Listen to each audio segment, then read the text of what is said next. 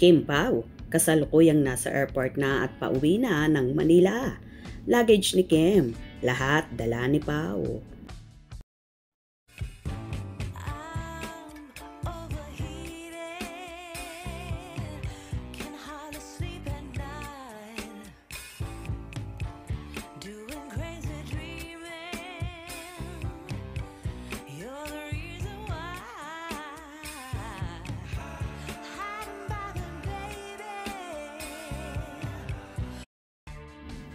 Kasalukuyan ngang namataan ang lovebirds na sina Kim Chiu at Paolo Avellino sa airport ng Cebu pauwi ng Manila. Twinning na naman ang peg ng magkasintahan kung saan naka-black sila pareho. Si Paolo na all black, while si Kim naman ay naka-black blouse at maong or demon the pants.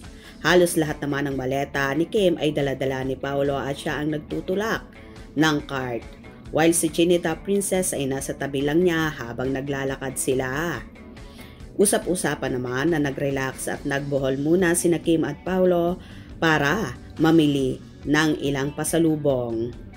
Anyway, nagpupugay naman sa tuwa ang kanilang mga followers na araw-araw inaabangan ang ganap ng Kim Pao. Katatapos lang kasi ng taping ng Kim Pao ng series nilang The Alibay kahapon para sa second cycle. Wow! Nag-relax muna sila pagbalik ng Manila. Trabaho na naman sila. Hopefully, rest muna sila. Especially Kim. Kahit Saturday na siya pumasok sa Showtime. Kasi day off naman niya Friday sa Showtime. Kim Pao forever. Have a safe flight. Kim and Paolo. God bless. Yung maleta ni Pao, umuwi mag-isa. Nagtatampo. Lagi daw kasi kay Kimi yung tulak-tulak. Ingat kayo mag-asawa. I love you. Take care and stay safe, Kim Pao. Excited to see Kim sa Showtime. I only watch it Showtime if Kim is present. Baka nag-beach sila sa Bohol. Ingat po kayo mga idol, Kim and Pao. Keep safe. Happy take off Kim Pao and safe landing. Kim Pao perfect couple ever. Now pa lang sila uuwi. Twinning lagi ang mag-asawa. Hapon pala ang flight nila Cebu to Manila. Bakit wala yung mga personal assistant nila? Kaya ngayon lang umuwi, kinuha na pala mga gamit nila. Iba talaga ang karisma ng Kim Pao sa mga tao na bawat galaw nila ay sinusubaybayan.